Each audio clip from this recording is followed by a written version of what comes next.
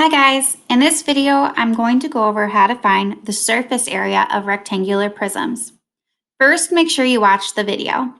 I'm going to go over the video study guide below. Then scroll to page 2 to complete the practice problems. And finally, scroll to page 3 to check your answers over with my answer key. Okay, so to explain the formula for the surface area of a rectangular prism, I'm going to show you a diagram. This is a rectangular prism, and if I unfold it, I can see that there are 6 faces. The surface area of a rectangular prism means to find the combined areas of the outside faces of a 3D shape. And in this case, there's 6 sides, so I'm finding the combined area of the 6 sides. Starting with the top of the box, I see that there's a blue rectangle. To find the area, I would do length times width. But the top of the box is the same as the bottom of the box. So once I do length times width, I'm going to multiply it by 2 to account for the top and the bottom.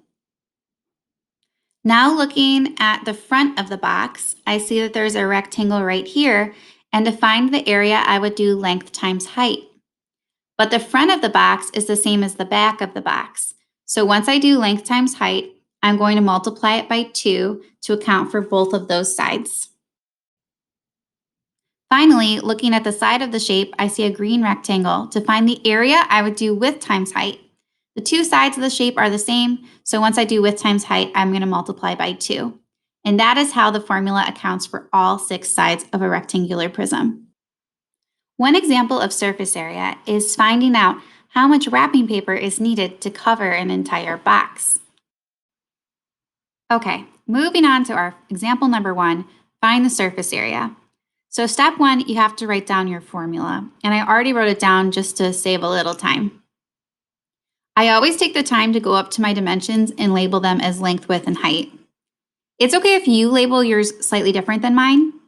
The whole point is just later when we're plugging into the formula, it's really easy just to look up and find which variable you're looking for if they're already labeled. So going back to my formula, step 2 is plugging in these values. So I'm just going to rewrite this formula with blank parentheses every time I have to find a value to plug in.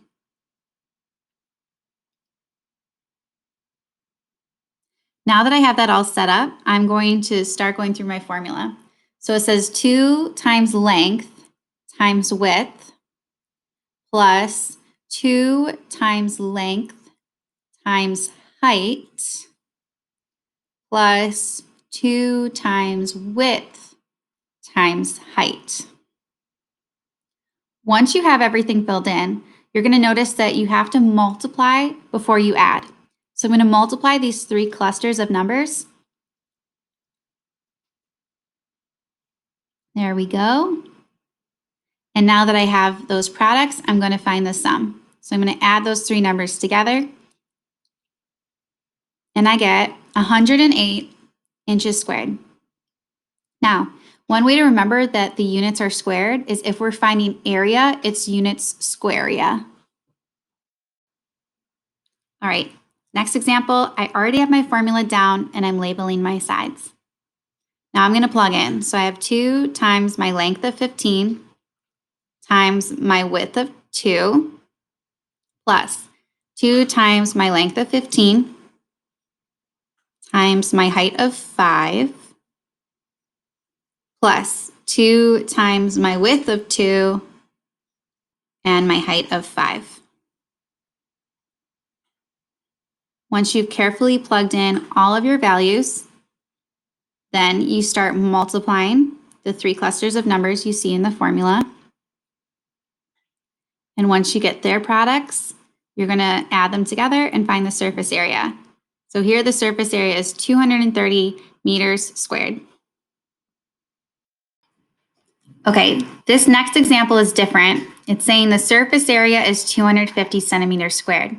So it's giving us the surface area. It's asking us to find the length of the prism. So in this example, they're leaving out one of the dimensions. So that means I'm not going to know what L is. So how I would start this is just making sure I write down my equation and I label my sides. Then I'm going to start plugging in every piece of information I know. Starting with the surface area. They told us the surface area is 250. So make sure you write that in for surface area. Then you're going to plug in every bit of information you know. You're going to notice that the only variable left after you plug in everything you know is going to be L. And that's good because we're solving for length. After you plug everything in, make sure you find the product of your three clusters of numbers.